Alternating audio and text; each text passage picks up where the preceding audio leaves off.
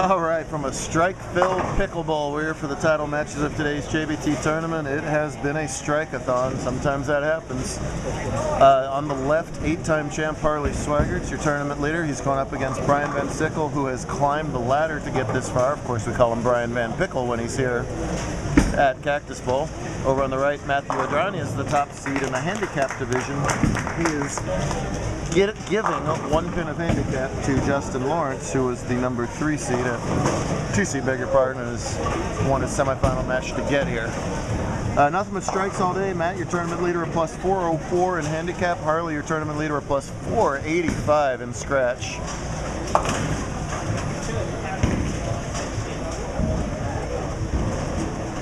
Vanessa Romero is the 5th seed in scratch today, a plus 336. So the entire field lit them up today, bowling on High Street. It's an 8-to-1 ratio pattern. These guys can kill them and open up a 3-to-1 pattern. Give them 8-to-1, and it's going to be nothing but the pocket, and it's just a matter of zoning in on carry. This much talent, modern equipment, kablamo. So don't adjust your televisions at home. These guys are, the side of the lefty-righty thing, nearly identical. As Justin went with the red Peoria shirt, Matt went with the red Peoria shirt, Justin went with the white belt, Matt went with the white belt, Justin went with the black trousers. Matt had black trousers on, but got caught in scissors there and lost half his black trousers. So aside of the chicken thighs there, everything else is exactly the same. Not only that, they're wearing an AMF shirt, and they're the exact color scheme of the AMF wall. If you threw both of these guys against a wall, they would completely disappear. Oh, and he barely gets the 610 to disappear there. But he's behind right now as Adrani started 9 miss, then 4 in a row since then. Lawrence missed a 9 count in the 3rd and has yet to double, so Justin's got the uphill battle, still looking for his first career title, as is Van Sickle. 2 of the better bowlers in their respective divisions without titles.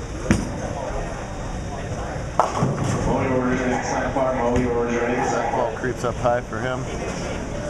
How this guy doesn't have a title is beyond me. Look at this game. Look at all that. Oh, jeez. That heavy forward roll.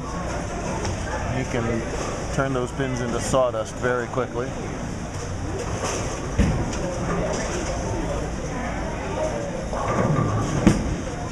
No, good job with the spare for Lawrence, but flashies aren't going to make it today. You got to get X's there.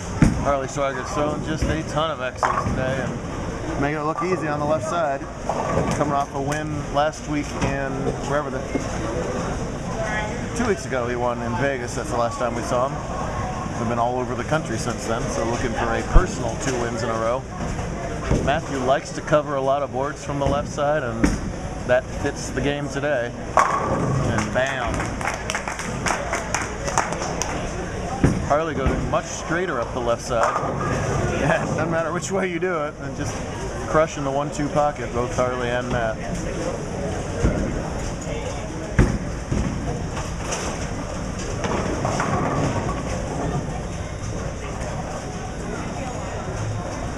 Yeah, the lane's a little more scoreable today, but I dare anybody here to go oil the lanes at your home center however you want and try and go plus 485.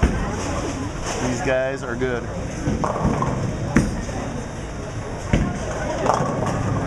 Wow.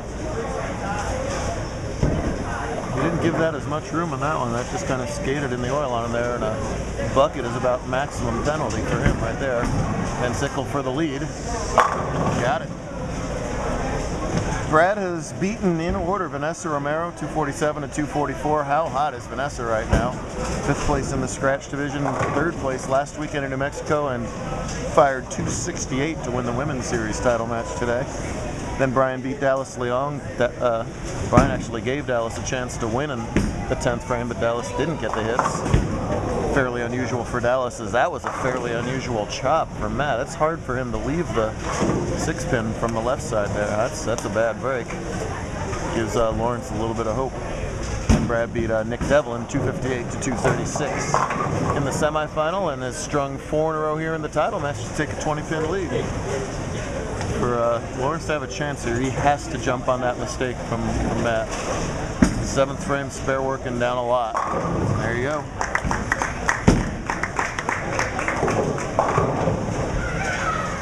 Justin today a high game with handicap of, well, 294, which he did in the last game, defeating Josh Grissom. 294 to 269, kids. Sounds like we're using a different scoring system, not actual 10-pin bowling. Grissom was brilliant before that, beating Keith Ilvasaker 273 to 237, and Bex Boyko 243 to 223. Lawrence again has to strike. Lawrence again. Oh goodness! Rings a 10-pin at a worst possible moment. Bad break there for Justin. Harley responds with a confident double of his own to get the match all square again. So Brian, we've called Brian Van Pickle at Cactus Bowls for years, for obvious reasons. In case you're all wondering, haven't been down to Tucson in a while, the pickle clock is alive and well. There it is. Don't even tell me that's a cactus. That is a pickle, and I rest my case. But if Brian is the pickle, is he not today the cucumber? Just saying. Just saying. Oh, and another ring 10. Boy, two righties get bitten by a ring 10 bug there at the worst possible moment. Adranya leads by 26 and is giving that one pin back. Wow. That ball was so good he turned the lights out for a split second. Pretty good shot. Nothing wrong with that. He'll take 9 spare in this spot. Brian will have to take 9 spare in that spot, and he does. Well, continues to lead right now, but it's Harley working on the string. Plus 61 to make the second round in scratch today. That's a 212 average. Plus 92 just to make the top 40% in handicap today. Matt flattens it out. Good form. No problem at his spare. Doing well in the all-conference points race. He's been traveling around.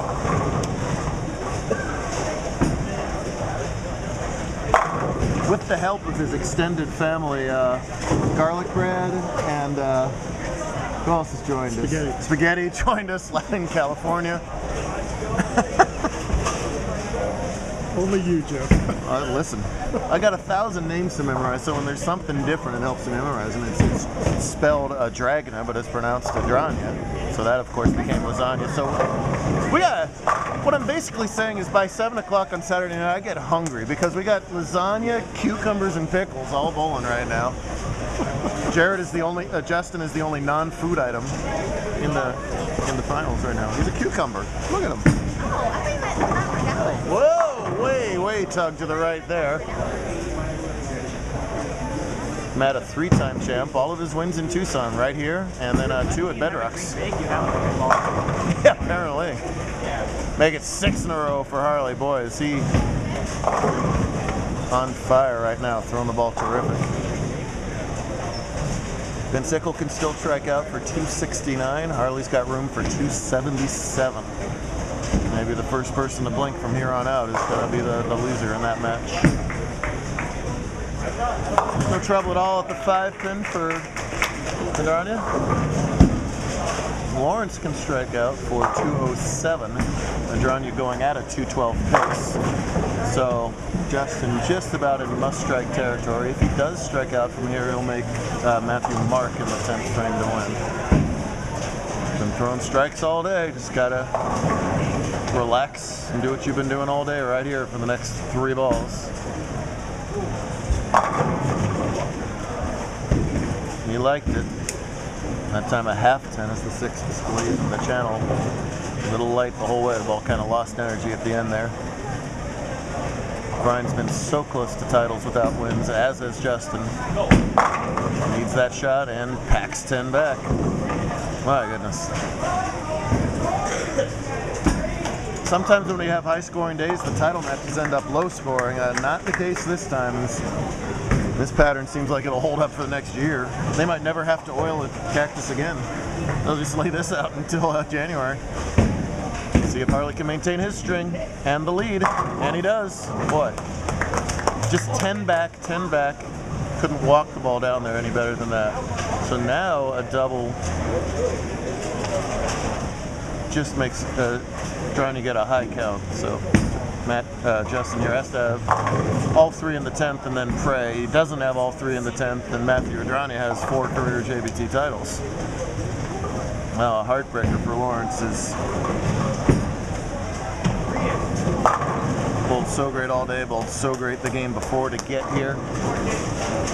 Just didn't quite have it in the title match. No doubles in the title match. That's just not going to do it today.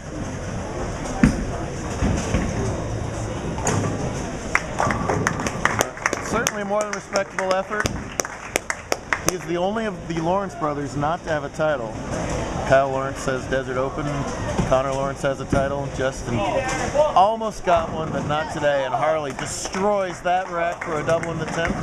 That should be enough for him to win as well. That was a strike to win right there, too. Jeez, they're striking so fast I can barely even recap the situation here before they come up with it. Harley needs pins here to wrap it up.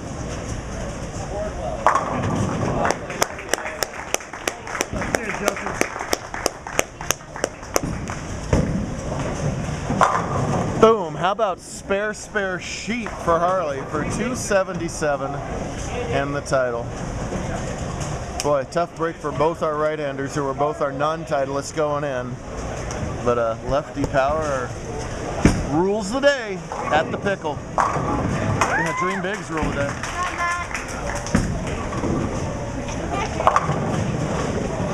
I'm almost happy Brian didn't strike out for a losing 269. I never know what to say to the bowlers when that happens.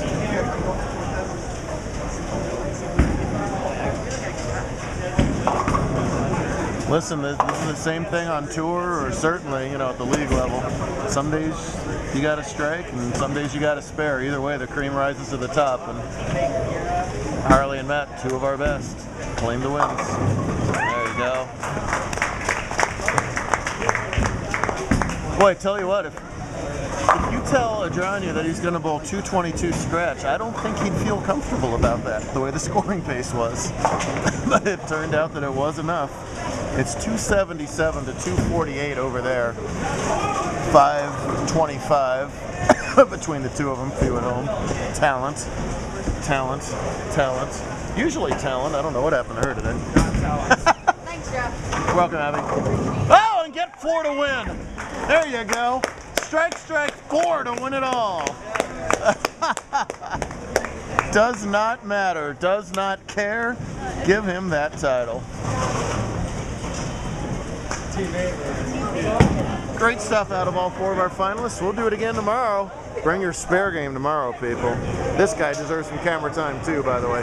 These 2 guys, teammates, they traded bowling balls during the week. So he beat him in the semifinal with his ex-bowling ball. I'm very confused by how that all works. We'll figure it out later, folks. See you tomorrow.